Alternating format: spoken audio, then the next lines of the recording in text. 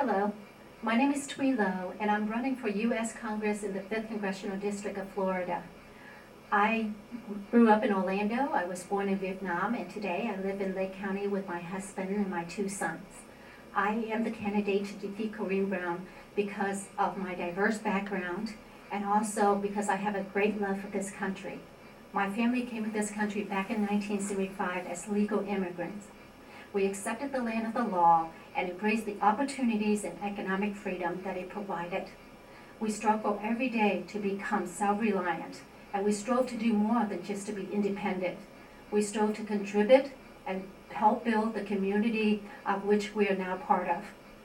One of the proudest moments of my life was when I raised my hand during a naturalization ceremony and took an oath of allegiance to the United States of America. I am proud to be an American and not a hyphenated American. It was 39 years ago that my family was airlifted out of South Vietnam and onto the USS Midway. We ran from communism and left everything behind in search of liberty, freedom, and opportunity. It was a church in Winter Park that helped us to rebuild our lives through a temporary service and assistance of housing, food, shelter, and employment. A few years later, after hard work and perseverance, my father became a business owner and my parents bought their first house in America. I learned to speak English and assimilated myself into the fabric of American society. I got a college degree from UCF and became a business owner for about 10 years. Today, I stand with those who are serving to protect and defend our Constitution and the laws of the United States of America from against enemies, foreign and domestic. America is facing growing threats in our private lives and our private liberties from overzealous authority of which we pay for and we fund, such as the IRS, the NSA, and the EPA, including the Department of Education, just to name a few. American dream is diminishing. The most expensive public education in the world is failing our kids. There are countless numbers of jobs that are shipped overseas, and the burden of regulations are slowing down our economy and restricting our growth and development. From our lawless borders with influx of illegal immigrants to the threat of national security and to unsustainable national debt, the crises in America are growing and mounting. We need restoration of leadership in Washington. We need leaders who are willing to make tough decisions to fix our economic system and our broken system. I ask that you send me to Washington so that solutions can be built from our conservative values. Please vote for me on August 26th. For more information about my campaign, please visit loveforcongress.com. What ideas do you have to help save America from financial crisis, since the Congress has been continually increasing the debt limit without reducing spending? Well, it's obvious that U.S. has a spending problem. We're spending way too much money, more than what we collected in, and Washington needs to build a path to control our unsustainable trajectory of our national debt. I'm not willing to do a tax increase because I believe that is going to have a negative impact on our economy, and it has a negative impact on our taxpayers. And tax increases also place a burden of responsibility on the taxpayers. The message that we're going to be sending is that it's okay for the government to continue to be inefficient, waste, and fraudulent with spending. While other nations are becoming militarily stronger, America has become weaker with our defense continually reduced. What economically sound strategy do you propose to rebuild America into a strong nation again? Well, our economic security and the safety of American people would be my first priority. I believe that we're spreading ourselves way too thin with our human resource and our finance resources.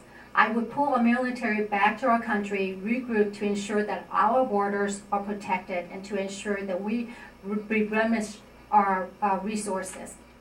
Illegal immigration of both terrorists and the poverty-stricken is a serious problem that the government has failed to solve. Briefly describe what ideas you propose that will help solve this financial and security crisis. Well, America is built on, is a nation of immigrants. I myself was a naturalized citizen. And so my heart, talking about the immigration issue today, my heart goes out to those who have endured the terrible abuse trying to get to America. But the problem that we have, and the conservatives have been talking about this for the last couple years, is that we need to close our border. And now, all of a sudden, that now we have an influx of illegal immigrants crossing our border. So the problem is correct. We need to close our borders. And all of these illegal immigrants that are here in this country are just crossing our border. I have a great concern for the health and the safety of our citizens and at the southern border. We need to make sure that we send them home, because this is the law of the land, and illegal is illegal. And so we don't support any illegal immigrants crossing our border.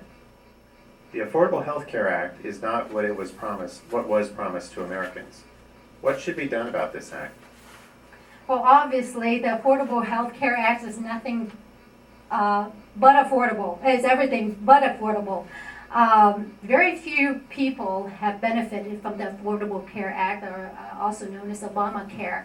Many people have found that they have much higher deductibles and higher premiums. I do not support the Affordable Care Act because it puts pressure on the working class to make choices between putting food and food on the table, or paying for the shelter for their families, as opposed to purchasing health care insurance for their family. The ACA forces the American to buy health care insurance or face stiff penalty. I believe this is unconstitutional, and it mandates the employers to increase the level of health care insurance for their employees. I believe that we have better solution. The community has the community health care centers across the United States. This program has always been in support of private and public sector. And I believe that we need to look at expanding such programs for those who have or haven't had health care coverage. Do you support or oppose the Second Amendment, and why? I do support the Second Amendment because I believe that it is all constitutional rights to bear arms. Thank you. Do you have any closing remarks?